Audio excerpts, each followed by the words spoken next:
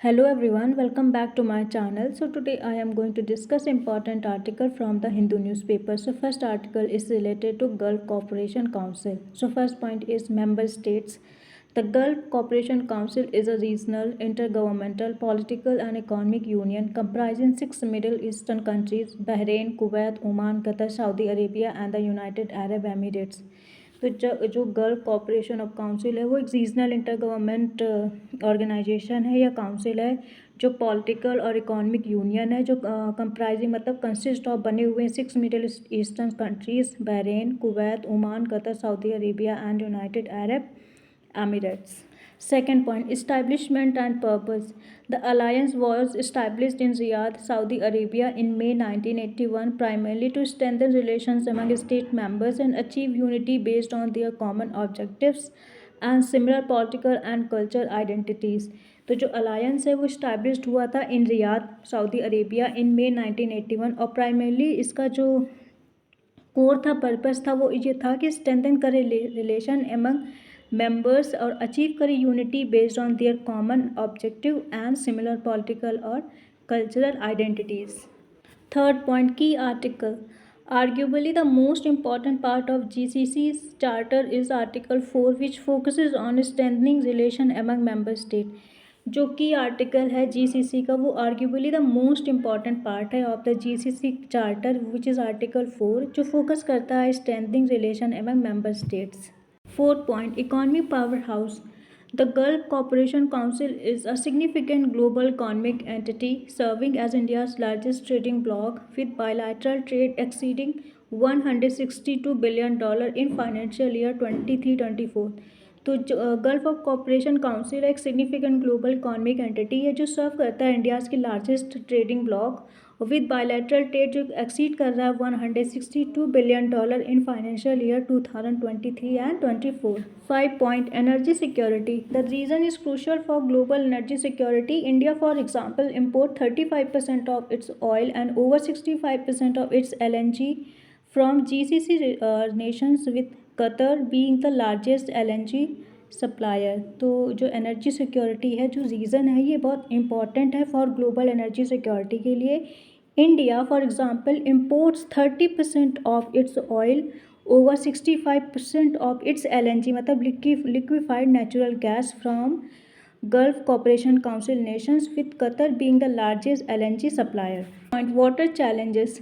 The Gulf Cooperation Council countries face significant water shortage problems and primarily secure their fresh water demands through desalination plants. तो एक water challenge बना हुआ है GCC में जो ये कंट्रीज़ हैं फेस कर रही हैं सिग्निफिकेंट वाटर शॉर्टेज प्रॉब्लम और primarily secure their fresh water demand through desalination plants. मतलब डिसैलिनेशन प्लांट्स वो होते हैं जो मतलब ओशंस के पानी को उसके सैलिनिटी को हटा देते हैं और फ्रेश वाटर को वो निकाल लेते हैं. 7 point, regional geopolitics. The stability of this nation is intrinsically tied to global energy security and international trade roots.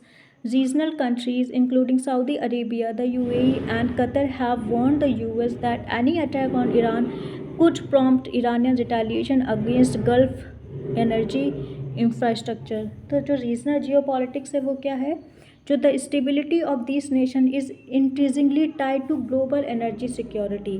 मतलब जो इस रीजन में जो स्टेबिलिटी है उसका रीज़न क्या है, वो किससे कनेक्टेड है, tie to global energy security और इंटरनेशनल ट्रेड रूट्स. जैसे रीजनल कंट्रीज़ कौन हो गए, including Saudi Arabia, UAE and Qatar. उन्होंने वार्न किया था US that any attack on Iran मतलब आप किसी तरह के अगर अटैक ईरान पर करते हैं ये कुड प्रम्प्ट मतलब क्या कर सकता है, प्रम्प्ट कर सकता है Iranian retaliation against gulf energy infrastructure जो अब हो रहा है. 8 point, international relations. In a recent development, the first EU Gulf Summit in Brussels, October 2024, focused on conflict prevention in West Asia, addressing key geopolitical issues and fostering cooperation for regional stability. तो जो international relations हैं इन a recent development, जो अभी recent की development है, the first EU gulf summit जो Brussels में हुई थी अक्टूबर 2024, वो उसने फोकस कहाँ पे किया था, on conflict prevention in West Asia, जो एड्रेसिंग कर रहा है की जियोपॉलिटिकल इश्यूज और fostering मतलब support cooperation for regional stability. And the next article is related to new GDP series. So first point is financial year 26 growth rates. India's economic growth for the current financial year 2025-26 is expected to reach 7.6% based on second advance estimate.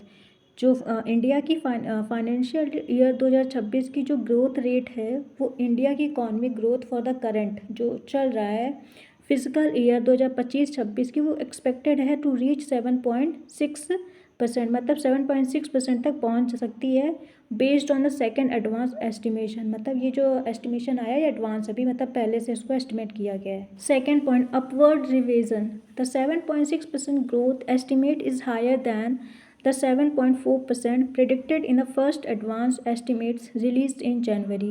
तो जो 7.6% growth estimate हुआ है वो higher than जो पिछले time इन्होंने estimate किया था वो मतलब प्रेडिक्ट किया गया था 7.4% in a first advance estimation जो रिलीज हुआ था in January. Third point new data series, the estimates are based on a new and updated GDP data series release by the government. जो न्यू डेटा सीरीज़ आई है वो जो estimation जो based है on a new and updated GDP data series, मतलब जो अभी का जो न्यू आया है जो अपडेटेड हुए हैं कुछ GDP डेटा सीरीज़ में वो अभी रिलीज हुआ है bye the government of India. 4 point updated base year, the new series incorporates an updated base year of 2022-23 moving from the previous 2011-12 base year. तो जो अपडेटेड बेस ईयर है वो जो न्यू सीरीज़ इनकॉपरेट्स है जो अपडेटेड बेस ईयर है वो अब है 2022 और 23, जो पहले जो पिछला था 2011-12 अब उससे 2022-23 हो गया है। 5 point financial year 24 growth revised down. The growth rate for 2023-24 was revised down to 7.2% from the earlier 9.2% estimate in an old series। जो ग्रोथ रेट जो 2023-24 के लिए रिवाइज हुआ था वो डाउनवर्ड है, मतलब वो 7.2% था जो अर्लियर एस्टिमेट किया गया था 9.2% estimation in old series. 6 point financial year 25 growth revised up, the growth for 2024-25 was revised upward to 7.1% from the earlier estimation of 6.5%।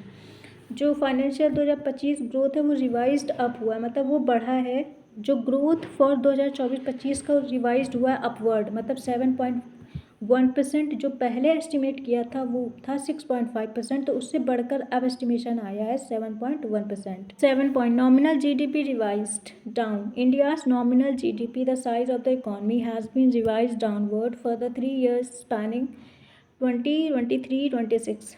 जो इंडिया की नॉमिनल GDP है which is the size of economy वो has been उसको revised हुआ है downward, मतलब वो नीचे गिरी है for the 3 years spanning which is from 2023 to 2026।